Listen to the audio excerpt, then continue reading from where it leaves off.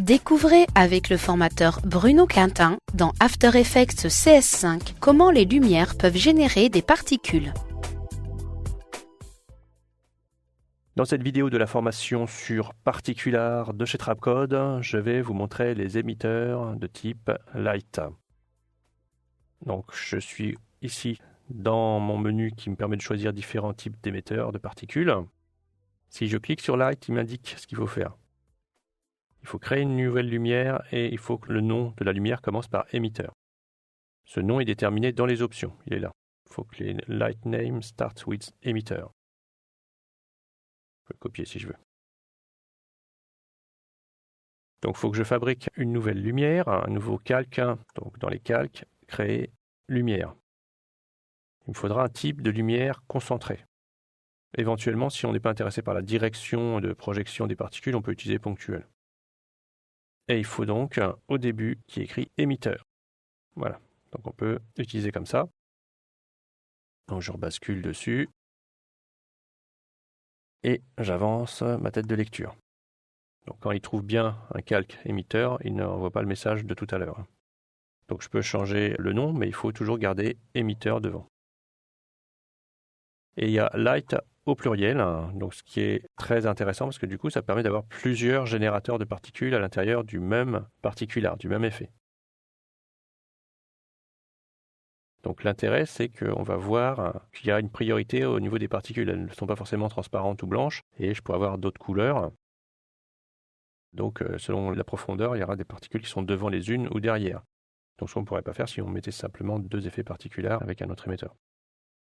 C'est le seul, donc c'est une possibilité avec ça, parce qu'on ne pouvait pas avec les autres existent, il n'y a qu'un seul point, une seule boîte, une seule sphère, une seule grille, et les lights, vous pouvez en mettre plusieurs.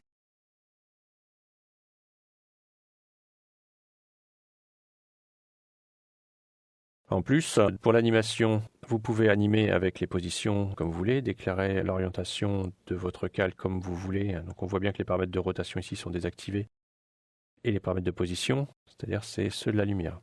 Donc on peut aussi faire tourner ici, mais c'est comme on veut. Donc normalement, on évite de faire tourner quelque chose qui est pointé vers un point ciblé, voilà, sauf si on est forcé de le faire pour une certaine raison.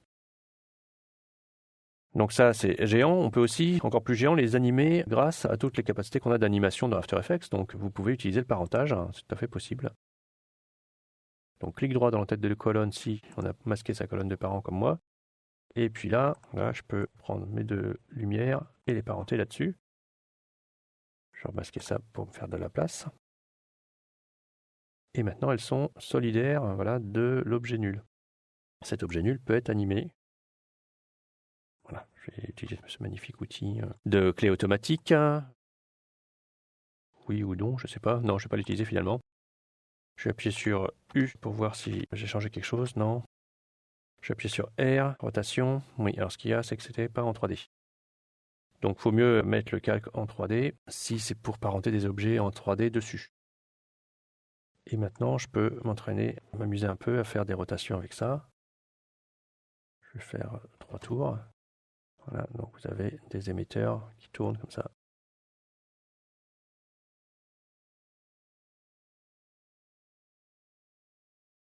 Voilà. Oui, c'est parce que j'ai failli le tourner. Donc là, il m'a envoyé le message qu'il ne m'avait pas donné tout à l'heure. Je vais essayer de prendre la lumière et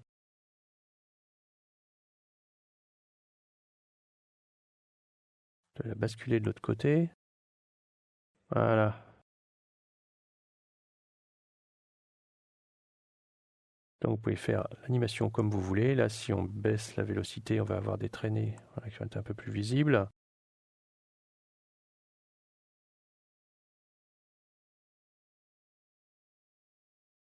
Et en plus, le calque peut monter. Enfin, vous pouvez faire tout ce que vous voulez avec. Donc c'est tout ça grâce au parentage dans l'animation de vos calques. Du coup, ça devient beaucoup plus pratique pour l'animation. Donc nos émetteurs de particules ici, je vais remettre de la vitesse. Hop, je vais tourner un petit peu autour. Pour l'instant, ça part de l'endroit où situe la lumière vers l'extérieur, mais on peut aussi être en mode directionnel. Donc dans ce cas-là, on aura une direction pour émettre les particules. Donc cette direction, elle sera après gérée au niveau de l'étendue du cône, c'est plus par direction spread, mais c'est par l'angle du cône de lumière.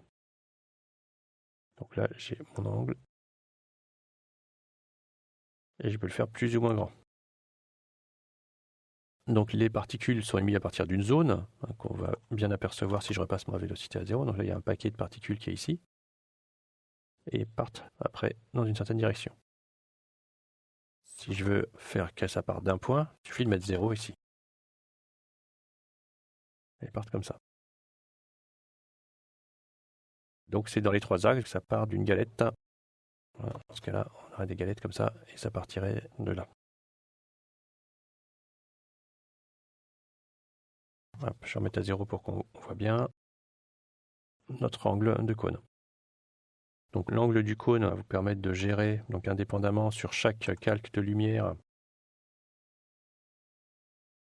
Voilà, caractériser votre émetteur de particules. Si vous souhaitez récupérer la lumière en tant que la couleur du projecteur teinte les particules, ça se fera dans Particules, Set Color, From Light Emitter.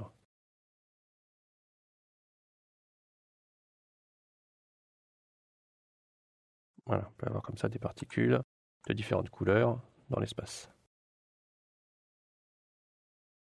Voilà, c'est tout ce que je vous dis pour l'instant sur les lumières. Les autres paramètres ont été vus précédemment. Donc, fin de cette capture pour parler des lumières qui émettent des particules grâce à Particular. La suite dans la capture d'après.